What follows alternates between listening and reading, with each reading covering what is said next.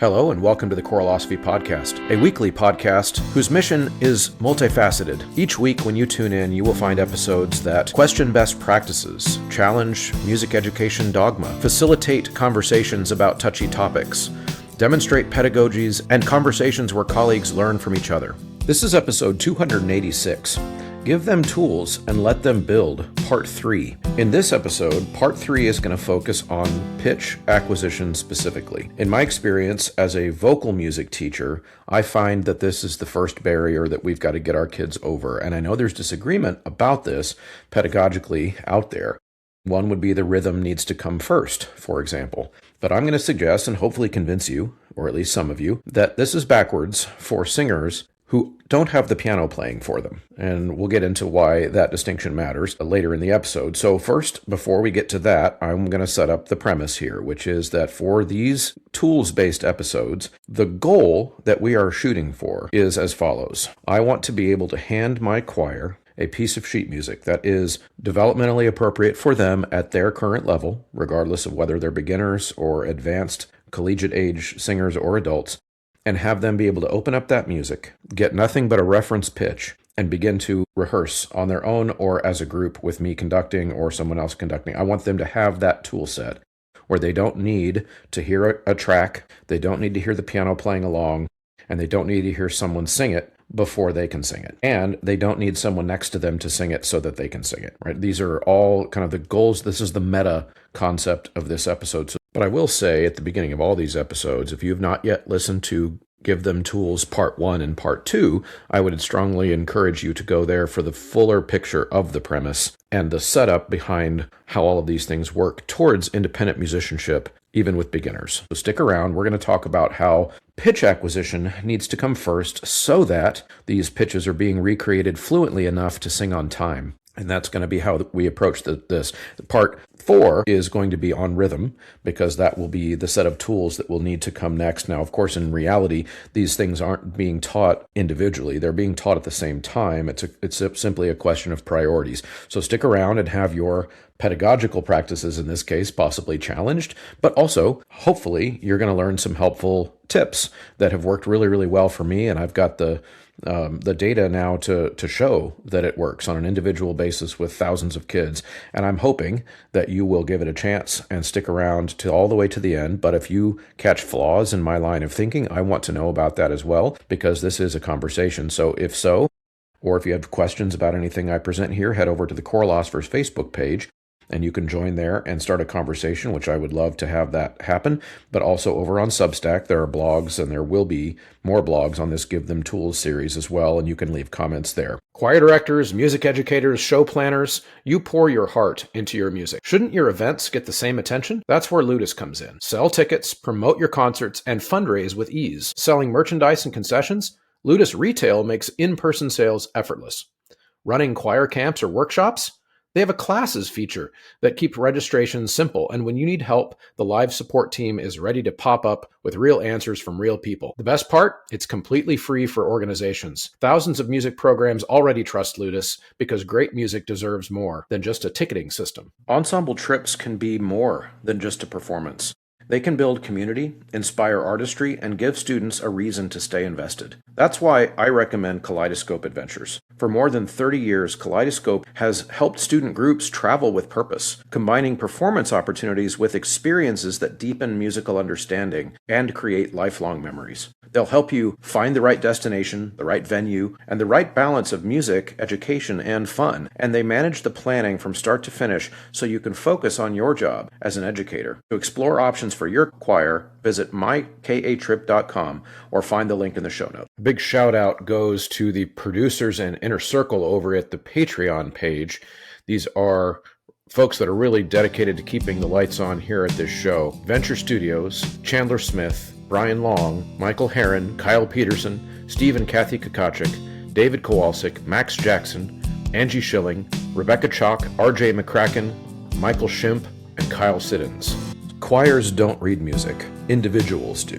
And if you gather enough individuals who can read music, then you have a choir who can read music. Now, this philosophical starting point is really important because, of course, we also teach as teachers. We teach individuals. We happen to do it through ensemble music, and I think it's very important that we don't lose sight of the individuals that we are teaching in our educational philosophy. Now, of course, NAFME, or NAME, as they would like us to pronounce it, puts singing alone and in small groups right at the first national standard of music education for elementary school all the way up to high school, and they do it for good reason, and they know this. Why put it at the top, in other words, if it's not extremely important? Now, with choir directors over the years, I have found that highlighting this first national standard is quite triggering for some, and I've even been accused of abusing students by making them sing alone and potentially traumatizing them for the rest of their lives, in which they will never sing again. And what's interesting about this is that I've had so many students do this, and the thousands of students, that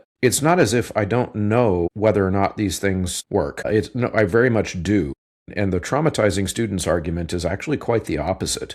What oftentimes happens is the first time kids are asked to sing alone as a way to help and guide them, yes, they are absolutely terrified. And then they realize they can do it, and then they realize that they're growing very quickly, and oftentimes they don't even remember being scared years later when they do it so easily and so fluently that they have overcome that fear, and they realize that they are powerful and that they are smart and that they are capable, and that is really an educational goal that we should all hold. So I'm going to leave that part to the side and just continue into the nuts and bolts here of how we get kids to use solfege primarily as the phonics of their music learning. So if you're thinking about my analogy here to language, which I've been very explicit about over the last several years of the podcast, when we talk about these topics, phonics would be the word we would use learning English, for example, to understand how students look at words that they're learning to read when they are, say, in kindergarten, and they see the letter combinations and they hear sounds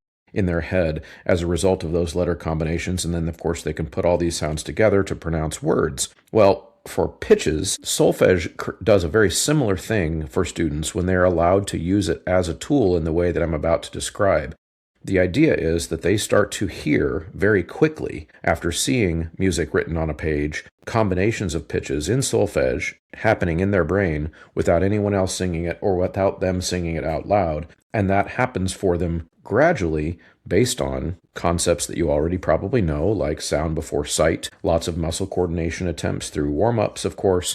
But very particularly, they need to be given time to sound out music without somebody singing it for them first, so that they can create those neural pathways and the muscular pathways, which really is just a neural pathway.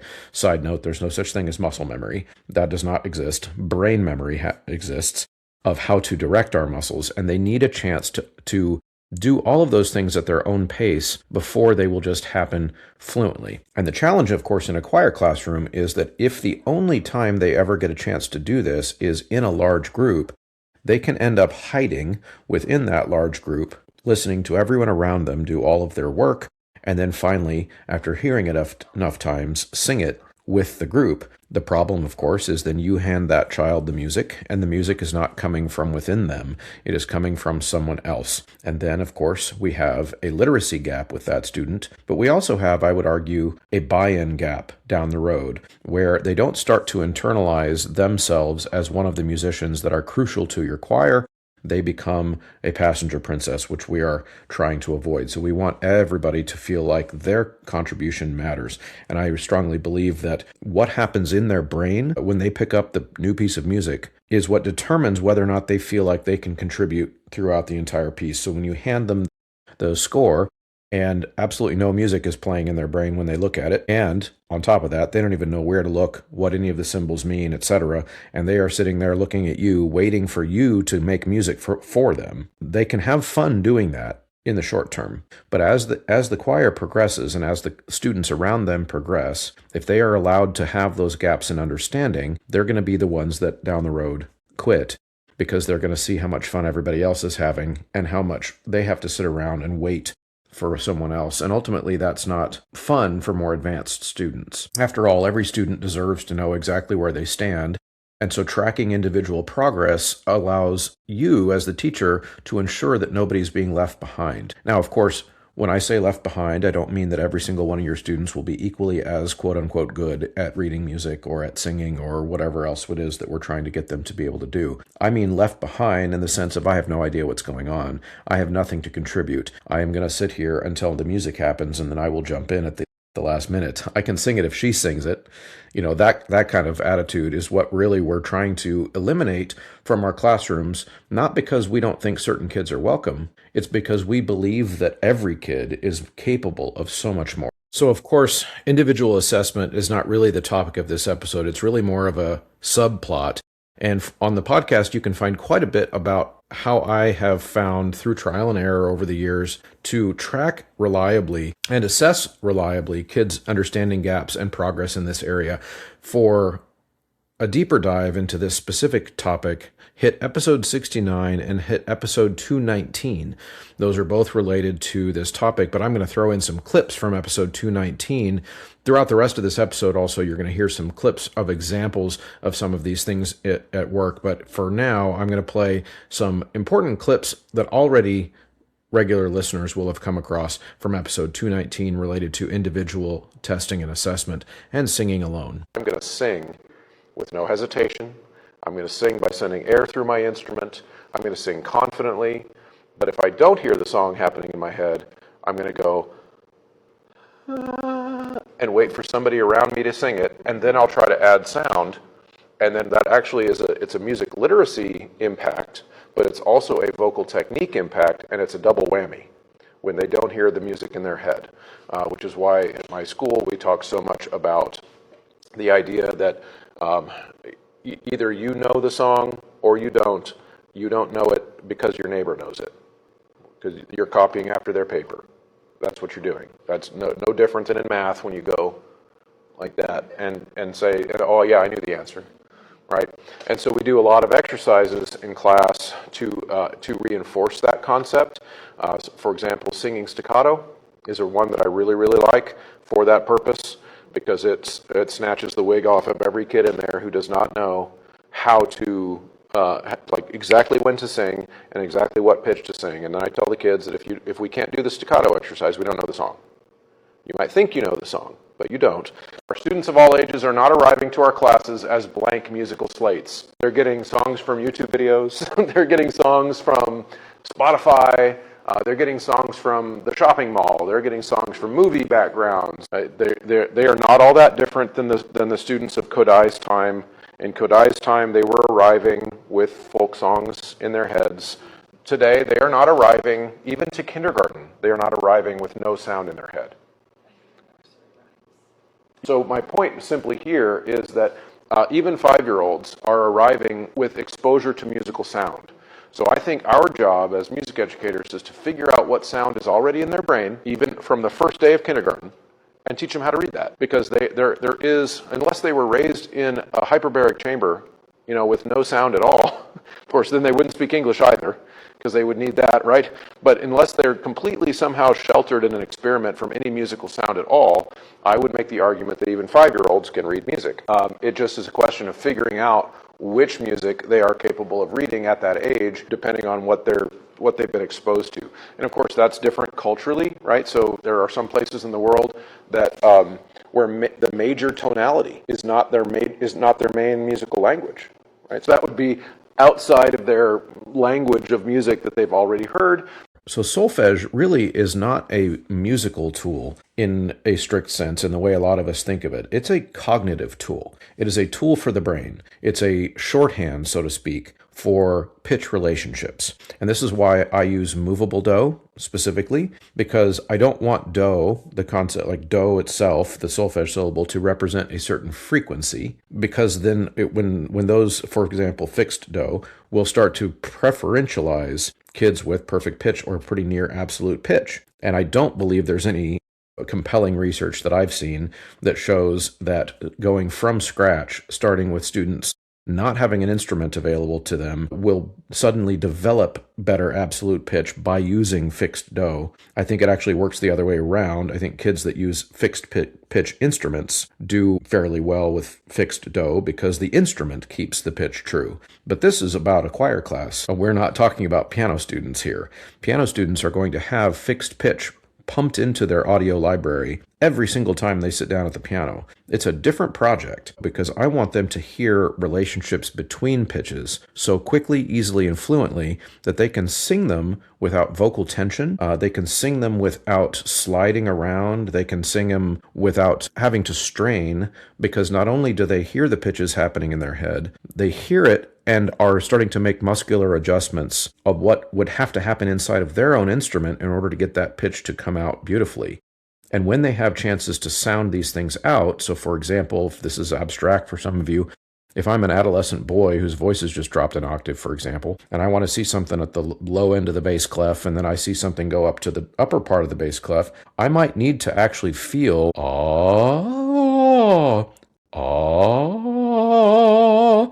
and I'm singing with baseball coach voice right now, but if I'm an adolescent boy, I'm not going to be able to necessarily sing that the first time, even though I might hear the pitch in my head happening correctly. I might need some time to coordinate how the laryngeal alignment has to change and how my airspeed has to change, and all those things are crucial. And if I'm asked to sing it on time from the first attempt, I'm going to come out as the kid who can't match pitch. And then the teacher starts to label me as somebody who can't match pitch, and I quit choir.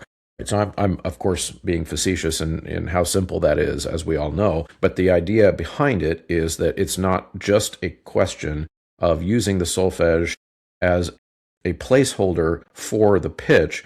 It's a way for them to visualize the distance that they are traveling in their voice, and that solfege becomes a memorizable pattern, so that every time they think do to so, they hear it as the same distance. And then they start to also internalize, well, where is my do? Because I know the key signature, I now know where the do is, I know what part of my voice that's in, and so I'm going to start there, and I know what part of the voice I'm going to, so it's chest voice to head voice, it's speech voice to calling voice, it's falsetto to chest voice. If I'm in female voices in particular, if I'm in my chest voice to start, and it goes up an octave, what has to change in terms of airspeed. These are all things that are part of what solfege can do for them. And I also like how what it does in my classroom is it creates a set of pure vowels for us to learn how to create, to prioritize, to listen in terms of intonation. And then all of these things get transferred immediately into our rehearsal when it comes to the actual repertoire. So to start from the very, very beginning, of course, on the very first day of school, we are embedding as many repetitive solfege patterns into their daily rehearsal as we possibly can. And you all do this. This is not something new and amazing, but what I want you to think about is how it can be applied in a way that might be different than how you're currently applying it. So what I would encourage everyone to do is not only sing their scale patterns that your classes enjoy, the do, re, mi, or do, re, mi, mi, rhythmic things, all those things are great.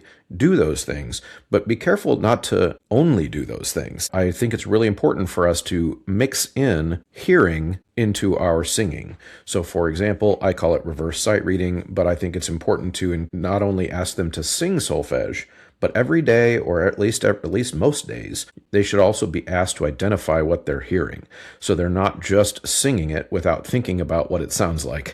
So one way you could do it is have them sing a pattern of solfege, whatever your favorite ones are, and then very quickly, can happen in 30 seconds, 45 seconds, play or sing some patterns and ask them to close their eyes so that they can't cheat off of each other and hand sign it back to you. Well, this does two things. It causes them to engage the other side of the language of music. Not only can I speak, so to speak, but can I understand you speak? Now, conversational solfege is another way. I'm sure lots of you are familiar with that concept.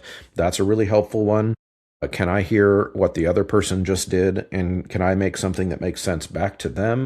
These types of back and forth singing, call and response, is important in this way too. It helps with their muscle coordination. And all of these things can be made fun, and I hesitate to use the word gamified because people use that in different ways. I don't really think it's a game, but I think it can be made fun, and it can be made into a little bit of a competition. Different sections can compete against each other in all kinds of ways. The altos come up with a pattern and sing it, and then the tenors have to start on their final pitch and come up with their own pattern to respond, and how quickly can they do that? And there's all kinds of ways that they can do it. Of course, another crucial strategy is the use of rote songs, which Carol Krueger is going to talk about here in a second as I play a clip from episode 247. Carol's a guru in this area, and you should definitely pay attention to the episodes that she's been on, number 90 and number 247.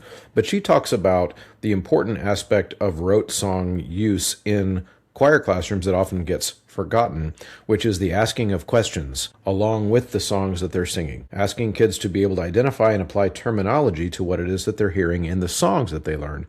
Now, Carol probably would advocate even more rote songs than I do.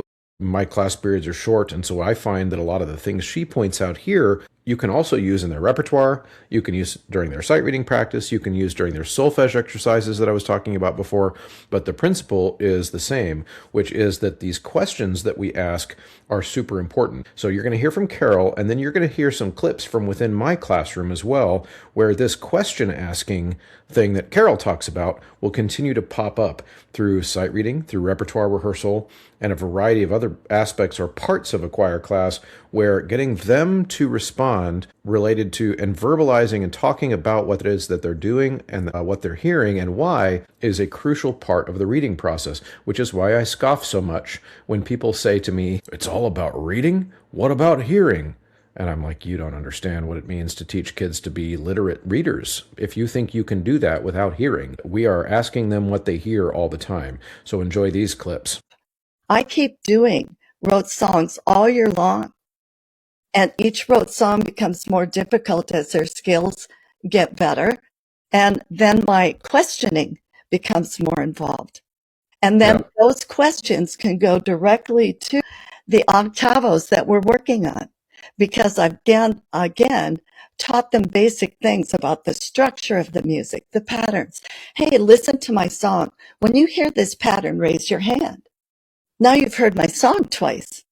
Get ready to raise your hand when we sing the highest pitch, or get ready to raise your hand when we sing the lowest pitch.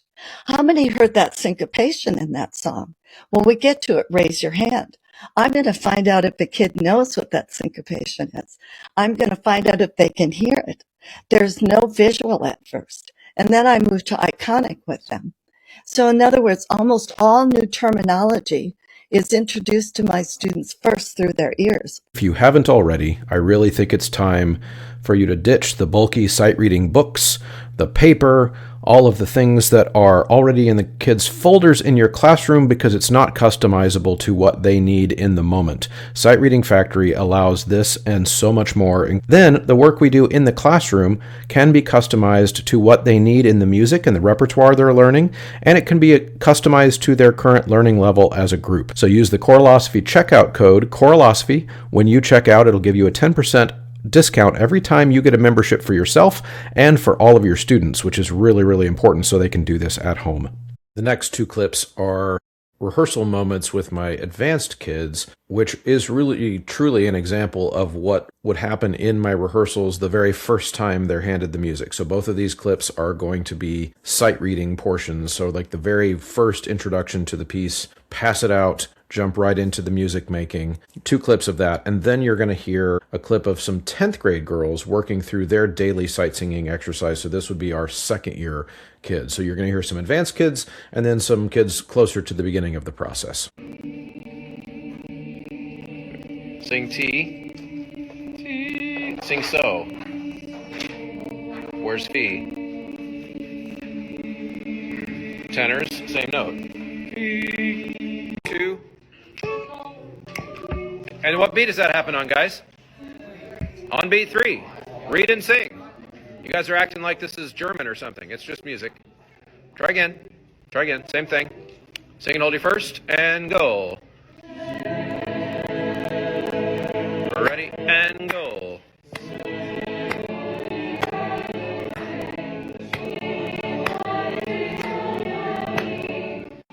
And the next chords, there are 4 of them.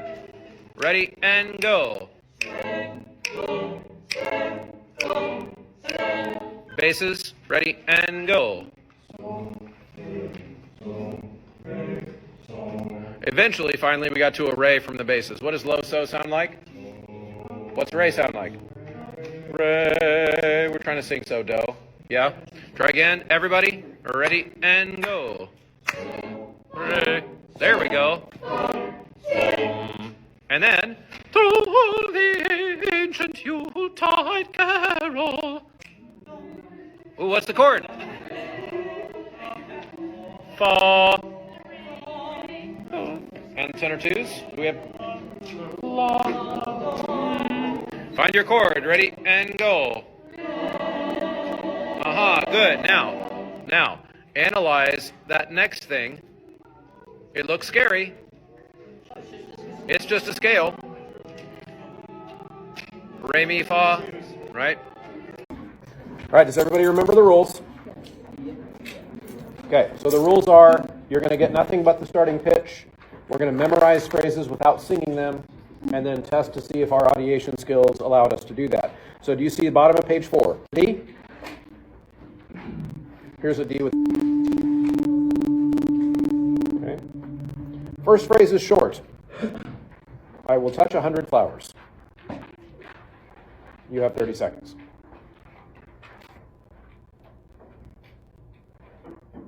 Okay, eyes closed. Comes in on beat 4. Show it to me on your hands. 1, 2, and 3.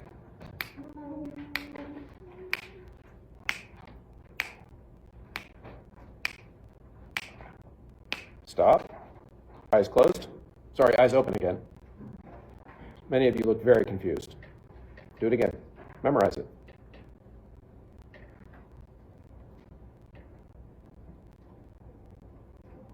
Okay, open your eyes again. I'm stopping you. I see a lot of you doing stuff like this.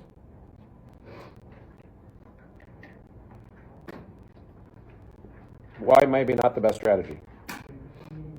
We're not doing it in time, right? The rhythm is part of it too.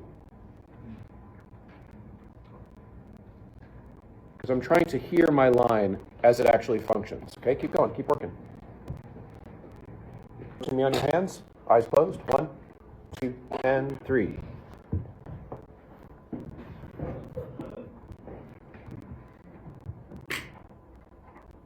Singing 1 and 2 and 3.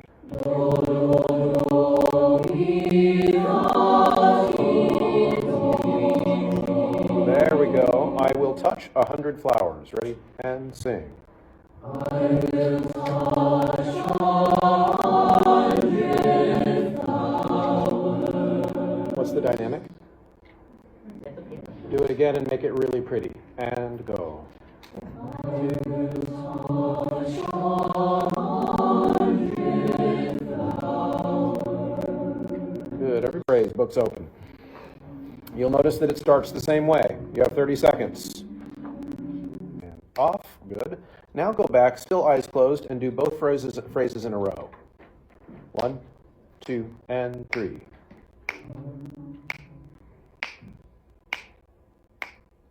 Solfége. Both phrases. 1, 2, and 3.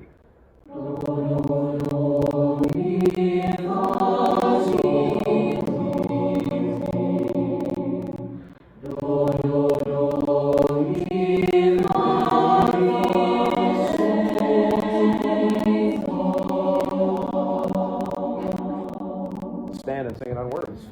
Books are down on the ground. Books are down on the ground. 1, 2, and sing.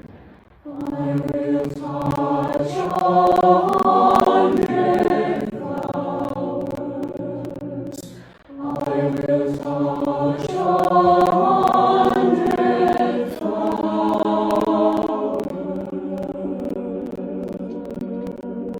Who's the star there, altos? Should be you, right? You guys have the moving material. Check it. We're going to try it again.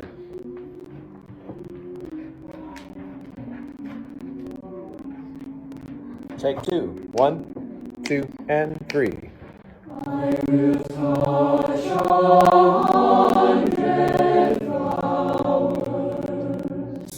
I will touch 100 flowers. I cannot speak one. Okay. Let's see if we remember how to read music. What key are we in? We're in the key of F. You see 4 parts, which means that we have a top line, a second line, a third line, and a fourth line based on our 4 groups. Okay? So here's what do sounds like. Oh, that sounds like first day of 9th grade. Can we fix it? Yeah. There you go. Good. Scale and arpeggio.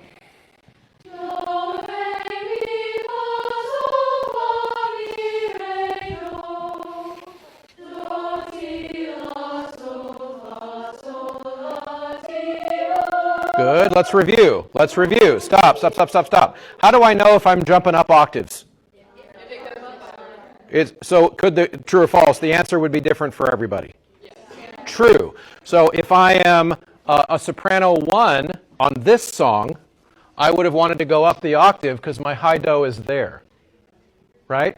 Soprano 2s, it might, for you, you'll discover that it could depend on the song.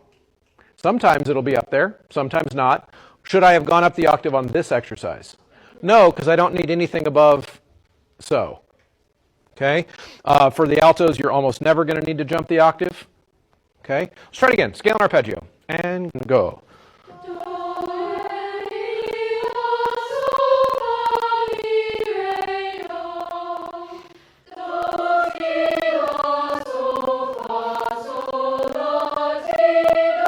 Beautiful.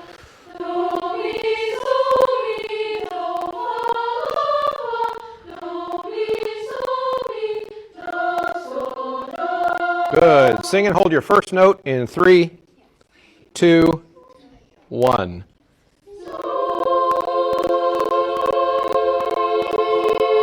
There you go. Very good. What happens next? What do we do next?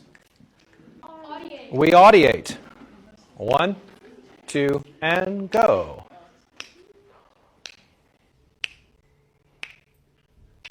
Sing and hold your first, and go.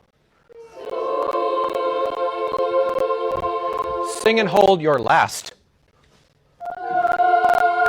It's this one. I meant measure 4. Sing measure 4. Ready? And go. Let's build measure 4. Alto 2, go. Alto 1. Soprano 2. Soprano 1. Good. Sing and hold the first note. Go. Good. All right. Yeah, there you are. Yeah, good. So now we're going to go all the way through. What happens if you make a mistake? Keep going. True or false? Your inner voice turns on to talk about how much of a failure as a human you are. No. Let me rephrase that. Should your inner voice say that to you? No. It'll try. We know her. We don't like her. That's right. Okay, here we go. Sing and hold your first again. Go. 1, 2, and sing. 2, 3.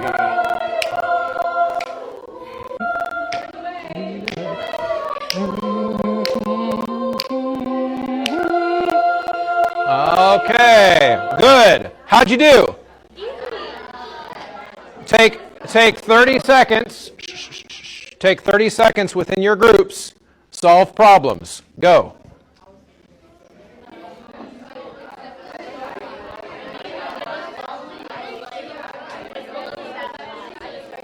What voice? All the time. All the time. And you know that as soon as it goes below the staff at all, you're already in your chest voice, right? Ready?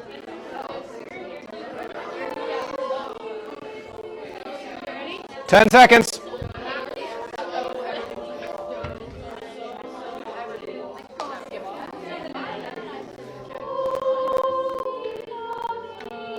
Okay, time. Silence. For our second attempt, and this is going to be kind of a normal routine. You guys will get really good at this in this class. It is okay for the second attempt if you huddled up to try to collaborate on some stuff and you want to stay huddled up. If you don't want to stay huddled up, you don't have to. So what you'll discover in every level of choir that you increase, we give you tools to use as they work for you. Less and less will the teacher say, do it this way. All the way up to Sounds of Summit, where I might say to them, sing solfege if you need to. If you don't, don't. and they just make their own decision. We're going to work our way up to those types of decisions for you. Does that sound good? Okay, sing and hold your first, and go. Here we go. If you made 6 mistakes the first time, this time only make 3. 1, 2, and sing.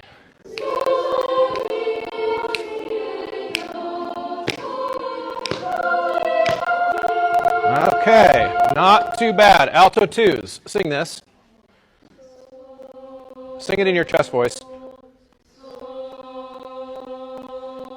If it doesn't feel like that, you'll never really feel like it's right. Okay, so if there's your so, sing a so again.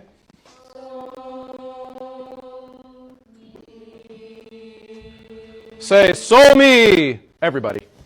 So me. Say it with resonance in your chest. Say so me. So me. Sing that so me. Go. So me. Dost thou feeleth the difference? Okay, good.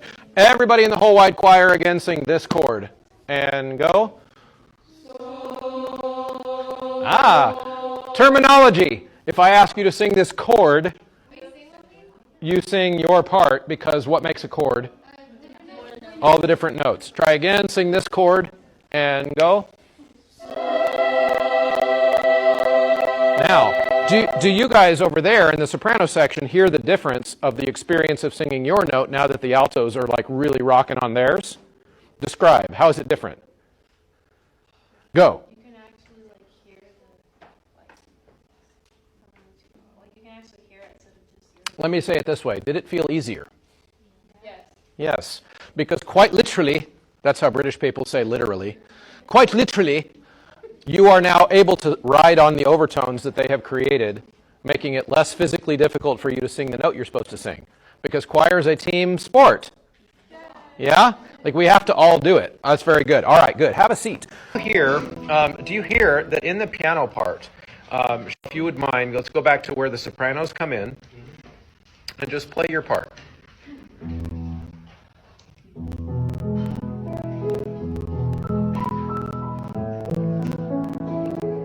What beat information are you getting? How would you describe it? You're only hearing stuff on 1 and 3? Hear like the 1 and 2 and 3 and 1 and 2 and 3 and good. And then pretty consistently though, especially in the men, we come in and just decide to sing a slower tempo. Okay? So it has to have that same sense of internal drive. Hey guys in the back, remember we're going to meet in the middle so that you have one big long row, and we're going to be on the third riser, not the fourth. Yeah, spread out, enjoy the space. All right, here we go, take 2. But really the point of all these activities, and I like to do them at the beginning of class, but that doesn't mean that that's magic. It sets up our thinking process to include how quickly and easily can I get from all the different colors of the rainbow, so to speak, every single pitch within the scale, I can get there from do, so that I'm starting to memorize that relationship. And what you'll discover is that at the with brand new beginners, they will need to have that initial pitch, that do, refreshed quite a bit. In other words, they will forget it. Now, in my environment, we don't go back to the piano and play it unless we absolutely have to, and that usually stops happening at all after about 2 months with the beginners. They start to internalize their initial pitch information as home base. And once you have them doing that, then the sky is the limit for what they can rehearse. Because if they're able to completely crash and burn, because of all these solfege games they played at the beginning of class for so long, they're able to crash and burn, sing all kinds of wrong notes, and then come right back to do and start again. Then they're able to rehearse whatever that age-appropriate or level-appropriate music is by themselves, because they've learned to sound things out. So now, if we think about the repertoire, I might hand them a piece of music that's built out of key of D major, and it's not a whole lot of key changes, if any, maybe a couple accidentals, relatively simple rhythmic structure. They know how to find all those pitches. Maybe not at sight, but if given enough time, they would know how to find it, right? And so at the beginning, that process could look very slow and painful. It could look like groups turning into each other in circles. It could look like, hey, partner up with your neighbor. Sometimes I like to give them even individual time. Hey, work out this measure in your own voice. You have 30 seconds. everybody should be singing. There's all kinds of ways that you can do that to try to get them to the point where they're thinking about it individually before they're asked to sing it. So another way you could think about this with your introduction to solfege as part of your warm-ups is it's not just a warm-up. It is introducing them to sight words like the kids were asked to do in elementary school. It's all of the basic combinations of the sound of the language that they're going to encounter, and they need to have those memorized so that when they encounter the more complicated structure of, say, a book, but in our case, an octavo, they have all those core structures memorized, and they'll be able to pull it out. They might have to sound it out slowly, like I've said, but they can get there. And I think ultimately the thing I want to leave you with is once you get them to believe that with enough time I can figure this out, everything about sight reading and teaching sight reading gets so much easier at that point. Because that's the main hurdle that I've found kids have to get over. This is too hard, I can't do this. It's like The Little Engine That Could, the children's book. That's real. That's like real wisdom.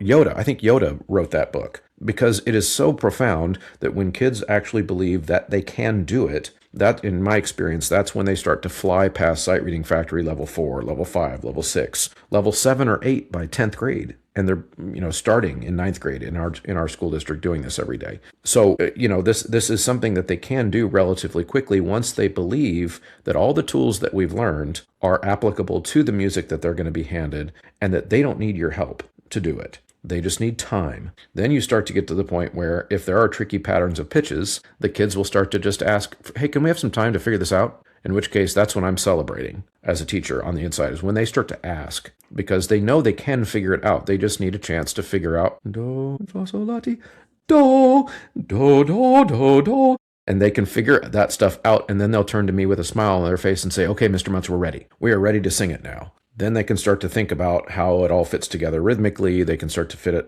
think about how the chords tune, etc., because they hear their line happening in their head. And now I'm ready to think about other things. So another thing that we might maybe underestimate is the importance of thinking about solfege as a tool related to the physical mechanism of the voice. Almost like I'm going to call it a laryngeal gearbox. It helps us address the physical reality of traveling distance within our voice. I think one of the limitations of the way that music notation is written on the staff is because it sets notes that are higher in frequency as up. It causes all kinds of vocal problems related to reaching up for notes physically with the head and the neck and the jaw, etc. But of course, up doesn't mean up in space. It means up in speed. It means speed of the vibration. And so by getting away from the sheet music as they're trying to figure out how this physically feels, I think is really important because we can create those kinesthetic connections between our body and keeping the solfege hand signs at the center of our body, etc., so that we can feel how those things should feel when they're sung with beautiful energy, with resonance, with clarity, etc. And then the sheet music, looking like a note at the top of the treble clef, for example, is not going to freak out the adolescent tenor as much because he knows where that note is in his voice. And of course, the other thing that is related to this is the hand sign itself, giving them some kind of a tactile anchor, so to speak, to what a pitch feels like. This is where I get picky with my kids with how they hand sign. Are you hand signing in a way that looks like the music you're trying to sing, or is everything low energy, limp wrist? Making sure that you're timing your actual hand sign to the onset of the voice is really important too. So it should almost look like you're conducting when you use hand signs. And that's the way I would teach it to them. If I want something to sound legato, then my solfege hand signs should flow through the air and have a sense of talk, so to speak, where I'm timing my mechanism to something external that not only the teacher can see to help, but also that so I can feel exactly when do, mi is going to occur because I'm planning it and I'm seeing it in space. These things are all really helpful because then when I'm ready to read, when I start to apply that to my reading, I've got something that I can use to pull outside of the score and figure it out myself. Now, this will come back to help us in other ways too. Even when we are conducting, having the opportunity to simply use a hand sign to show them what note should have happened without saying anything at all. So one of the things I will do quite frequently in class, and if you're watching on the video version, it's easier to see, but I will stop the choir and I'll look at the, I'll just say guilty section that made the mistake. And if they have not pointed out the mistake on their own, which is actually relatively common, I might do something as simple as stopping them and showing them a do hand sign, showing them the note that it should have been, and just going again. Not singing it for them, just making them aware that those two things were not quite right. And they're going to go back and they're going to pay special attention to that. And 9 times out of 10, it fixes it without me having to do any kind of pep talk. It's just redirecting their cognitive energy back towards the audiation, the hearing it in their head first, because my kids oftenly, I just made up a word. My kids often will readily acknowledge when mistakes are happening. We just stopped audiating. We were being mentally lazy. In other words, that's what they mean by that. We stopped audiating. We'll start again. Don't worry. And then they do, and the mistakes start to go away when they stop making that mental effort. And I think that's where the challenge between group work and individual work happens. It is so tempting. That's why this is so hard. And we talk about it very openly in class. This is so hard because it's tempting to just stop thinking by yourself when you know someone else around you might be doing it. So I'll just let him, I'm so tired, so I'll just let them do it. And that starts to happen, then the choir rehearsal goes less well, and then we have to redirect. So at the very beginning of class, the very first day of school in 9th grade, we start to introduce these concepts to kids through warm-ups, as I've said, but also through Sight Reading Factory. And that's why I collaborate with Sight Reading Factory as much as I do. As I started, before there was ever a podcast, Sight Reading Factory was my tool for getting these custom-made exercises up on a big screen in front of them so that I can have them zoom in to these notation concepts and connect them right away to all of these audiation concepts and physical sensation concepts. And we can do it all at the same time because we're all looking at the same place up on a big screen, and I'm able to use Sight Reading Factory to make sure that it's always exactly the right level of difficulty for them. And if I discover something even in the moment during class that is not working for them, I can change it through Sight Reading Factory and give them a different type of exercise. It's so quick and easy that I don't have to prep ahead of time with 10 different books or pages in a book that I could go to. If this scenario happens, we're going to go here, etc. And of course, I'm old. So when I started doing this, that meant I had to wheel out a projector and have a bunch of transparency slides already there. Like, I'm serious, transparencies when I started teaching. And it was just such a barrier. Or textbooks. We would pass out, some days we would pass out textbooks, and with 80 kids, that eats up half the class just passing them out and collecting them. And so that became a barrier. And so we just didn't work on these things enough. But with Sight Reading Factory, which of course I use that Corolosophy checkout code, I save 10% every time I use it. And you guys can do that too. Get accounts for all of your kids, your class, save 10%. It's a win-win. It helps me, helps you. But the main reason I advocate for it is because it is so customizable in the moment to what kids are needing at that time. So let me give you some examples of how I would do that at the beginning of the year. If I have a group of kids who are ahead, say, for example, let's say I've got a group of kids who comes in the door from the middle school in those blessed moments where they are actually reading better than typical 9th graders are. I can bump it up to level 2 on first day of school. Hooray. And then, of course, I make sure I praise them and their teachers from before to talk about how just the great work that they must have done in 8th grade to be able to do that. Now, in my case, almost all the time, my 9th graders are ready for level 1 unison exercises. That's what they're ready for. And so we start there. So we just start at those level 1s. But if there's a level 2, I can have class planned for a level 1 and change it right there in the moment. It takes 30 seconds. Not even 30 seconds. So that's huge. Now, it can go the other way around, too. And this is oftentimes when I'm getting excited about their progress, sometimes I will bump them ahead to too hard of a thing too soon.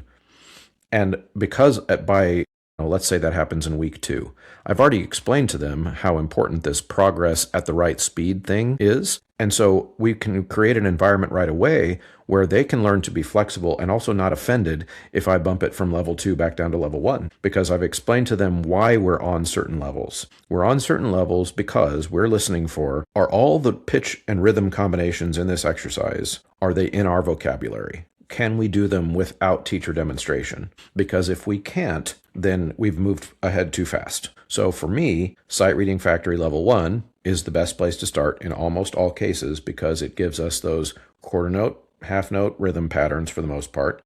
And I can introduce Takadimi, which we'll talk about in the next part more, but I can also use the simple solfege patterns that most American or Western Hemisphere kids can recreate because they already come in knowing them. They come in, even if they've never been taught the solfege terminology, which we do have some kids that have not gotten that before because they were in band or they were not in music the previous year or whatever.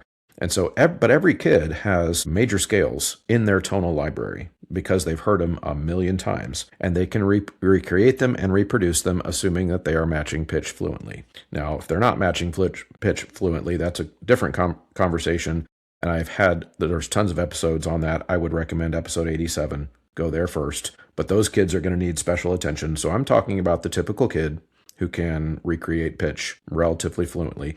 They're going to be able to sing do, re, mi, fa, so. They're probably going to be able to sing do, ti, do, down below do, without any kind of help other than redirecting when they go wrong. Not by singing it for them, but by helping them sound it out and feel the differences between those pitches. Sight Reading Factory on the first day of school starts to solve this problem really quickly because then we can dangle the carrot. So obviously I know that in this Give Them Tools series, I am advocating for a radically different way to teach vocal music than what many of us grew up with, myself included, and what is being taught in most methods classes in universities and teacher training programs. I'm fully aware. However, what we're doing is not working.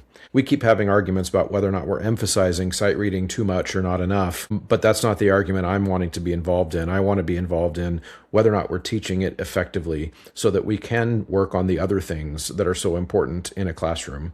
But in order to do that, we need our kids to be able to collaborate with actual musical skills. We hear people talking about how music classes should be more student choice driven and collaborative. Well, if I bring nothing skill-wise to a collaboration, then I am of no value. So we are wanting our students to have something valuable and a skill that they can bring to that collaboration. That's what this series is all about. And on the way out, I'm going to let Mama Kay, as her friends and admirers call her, Carol Krueger, have the last word on this. And we will see you next time for the next tool episode, which is going to be based on rhythm.